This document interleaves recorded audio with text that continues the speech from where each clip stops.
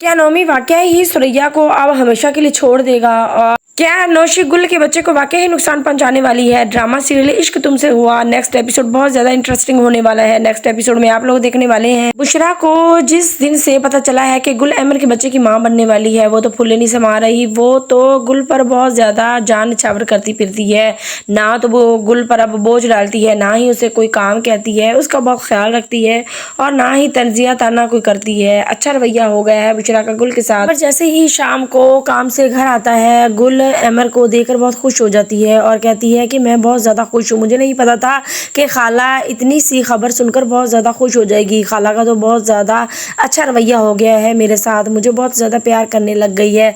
अब तो खाला कोई नाराज़गी भी जाहिर नहीं करती, जिस पर अमर गुल की बातें सुनकर बहुत ज़्यादा खुश हो जाता है और उसको दिली सुकून मिलता है कि अच्छा ही हुआ, मेरी माँ गुल से खुश है और अब गुल भी खुश हो गई। दूसरी तरफ दिखाया जा रहा है कि जो नौशी है उससे ये कुछ भी बर्दाश्त नहीं हो रहा, वो अंदर ही अंदर जल रही है, उसका बस नहीं चल रहा कि बस वो तो गुल को जान से ही मार दे। नौशी से कुछ भी बर्दाश्त नहीं हो रहा। ऐसे ही नौशी और गुल किचन में खड़ी होती हैं कि नौशी कह रही होती है कि गुल मैं तुमसे अमर छीन लूंगी, कभी भी तुम्हारा नहीं होगा, वो मेरा ही था, मुझसे मोहब्बत है उसको, मैं उससे मोहब्बत करती हूँ और मैं उसको छीनने वाली हूँ तुमसे। इस तरह की बातें ही कर रही होती है कि ऊपर से बुशरा आ जाती है। बुशरा कहती है कि गुल तुम यहाँ पर क्या कर रही हो, जाओ तुम आराम करो, तुम्हारे रेस्ट के दिन है, तुम्हें बच्चा होने वाला है और तुम्हें बिल्कुल भी ऐसे काम नहीं करने चाहिए। तुम्हें जो भी चाहिए तुम मुझे बताना, तुम्हें बेड पर मिलेगा और तुम्हारा नाश्ता नौशी लेकर आती है तुम्हारे पीछे।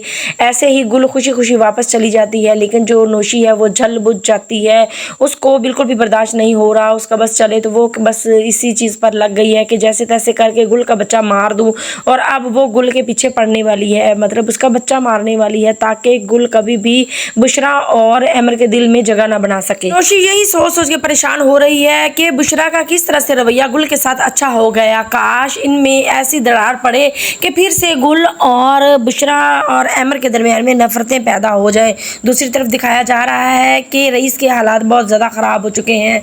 पिंकी जिस दिन से घर से जेवर लेके गई है, अब तो उनके घर में अखराजात भी पूरे नहीं हो रहे और बहुत ज़्यादा परेशान हैं वो लोग। अब रईस नफीस को कह रहा होता है कि हालात दिन ब दिन बहुत ज़्यादा ख़राब हो चुके हैं, हमें चाहिए कि ये बड़ा घर बेचकर छोटा घर ले लें और हम लोग गुजारा करें।